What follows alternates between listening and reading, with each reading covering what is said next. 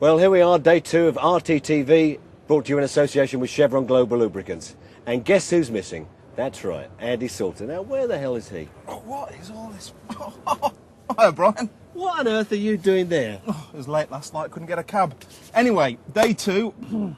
Now, before you start cracking on with this, I'm going to make sure you're fit for the job, and you can blow in this Volvo Alcalock. What, Alcalock? What's that? It's simple. It's a device that means if you've had too much the night before, it won't allow the ignition to start, and I'm not allowing you to start this webcast. How's that? Well, it's pretty much on the limit. I'm not going to let you drive a truck, but at least we can do the webcast. Oh, righto, fair enough. Off we go then. Well, what do you call that? Hair of the dog. Behind me, the new Volvo FH. Took a while getting here, probably the world's worst kept secret, but we now have new FH. From the outside, it probably doesn't look that much new. Deeper grille for Euro 5 engine cooling. Split headlight with a touch of Audi A8 bling. But what's really special about this truck is inside. Let's take a look. And here we are inside the new, expanded FH cab. What I like about the FH cab is that the Swedes seem to have looked around at what other people are doing and thought, there's some good ideas there. Let's put them all together in one cab with our own unique build quality. For example, this Sun Lounger bed. You'll find one like it in the Actros. Nice deep pull-out drawer and fridge, straight out of the XF and MAN mould. Neat sliding tray. Over here, very much a family product. The swivelling seat that's straight out of Magnum. But in particular, they've paid attention to detail. For example, because the FH has got such a steeply raked windscreen, under the old model, when you walked around and stood up, you tended to hit your shoulders against the top lockers. Well, what they've done here, very cleverly, is just scalloped out this area. So it means you can turn around, and even if you're wearing Crystal Carrington shoulder pads, there's no contact. However, it wasn't all about FH on the Volvo stand. Alongside Big Brother was the new fleet-focused FM LXL Globetrotter cab and the latest D11 engine, which mirrors similar displacement diesels fitted by both Renault and Mack, thereby proving a perfect example of Volvo's shared global powertrain philosophy. Well, speaking of family values and family connections, it makes sense for us to come to the stand next door to Volvo, onto Renault, and see the new Optitronic auto gearbox on the Renault Midland. And this is what it does. And here we are, the all-new Optitronic 2-pedal auto on Midland, capable of handling power outputs up to 280 horsepower, comes in 2 versions, and like OptiDriver in Big Brother Magnum, it has simple controls, auto and manual override, although you're going to be spending most of your time in auto, simple economy mode, and also tortoise and manoeuvring for those low-speed reversing and in-town traffic. It's actually made by ZF and is virtually the mirror of the iSync used in the Volvo middleweights. There's really not much more to say about it. It's that simple, and that's why drivers will like it. For trouble-free in-town driving, it's got to be a winner. To coincide with the new ASEA E9 lubricant standard, Chevron Global Lubricants is about to launch a new lube, the Ursa Ultra. I've got Dave Spence. He's the direct channel marketing manager for Chevron. He's going to tell us all about this new lubricant. So, David, tell us all about it. Ursa Ultra is a new product. It's actually based on Group 2 base oils. Chevron's got a very good heritage position with Group 2 base oils. They're now widely available in Europe, and this is a new product to meet the latest ASEA specification that's going to be released at the end of October. And what about for operators? Is it good? Well, the great news about Group 2 base oils is that they're actually cheaper to produce. So historically, when people have been looking for environmental products to meet the low SAPS needs of a lubricant, they've had to use semi and fully synthetic products. Well, Group 2 base oils aren't anywhere near as expensive to produce and still give you the excellent performance in terms of wear, oxidation, everything you'd expect from a quality lubricant. So it's good for the operator's bottom line and it's good for the engine. What about the environment? Yeah, it's, as I mentioned earlier, ASEA E9 has been introduced at the end of October. This product meets the requirements of ASEA E9, and that's a new option for operators in terms of meeting the environmental standards for Euro 5. That's excellent. Thanks, David.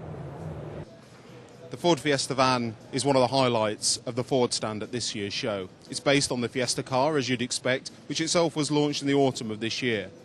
The new van hits the European market early part of 2009. There's a choice of engines, 1.25 litre petrol, 1.4 litre diesel, and a top-of-the-range 1.6 litre diesel giving 90 horsepower. You've got just under 1.3 metres of load length and just over a metre between the wheel arches. More than sufficient to make this a compelling new entrant into the minivan sector. When it comes to Iveco on the world stage, Paolo Monferruno's hand is firmly on the tiller. He's the Chief Executive Officer of the company. Mr. Monferruno, 2 years ago when we were here at Hannover, all the talk was about Iveco 2, the rebirth of Iveco onto the world stage. In those preceding 24 months, are you satisfied that you've hit all the targets that you wanted?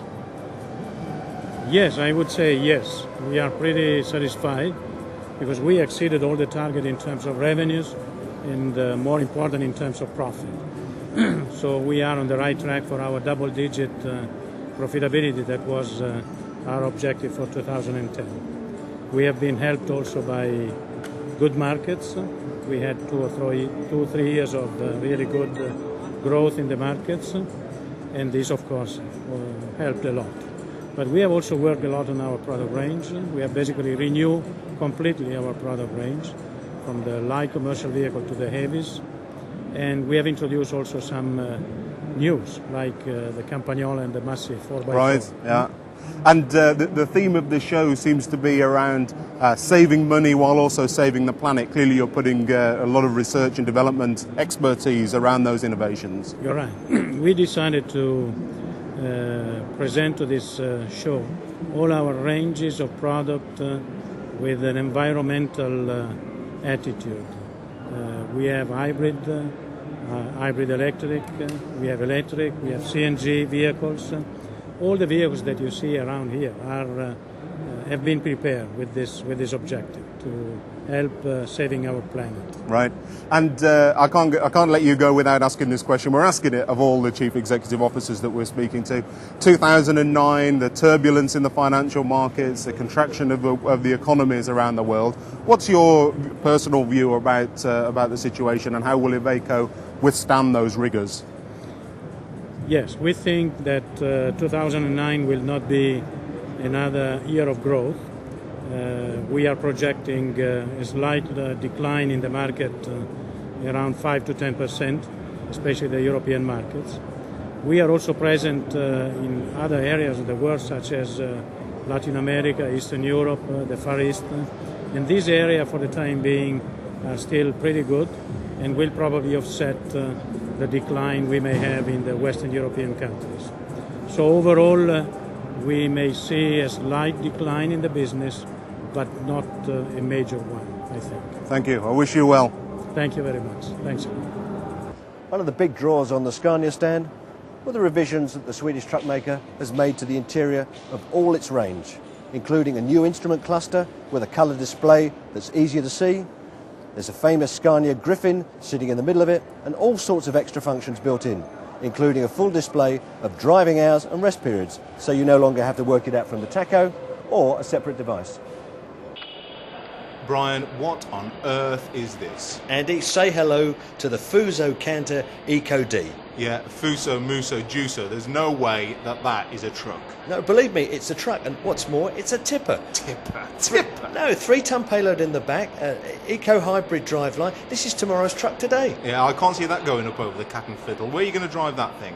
Well, believe me, you will be driving a truck like that tomorrow, Andy. But be that as it may, that winds up Day 2 of RTTV at the Hannover Show, brought to you in association with Chevron Global Lubricants. And be sure to join us tomorrow for Day 3.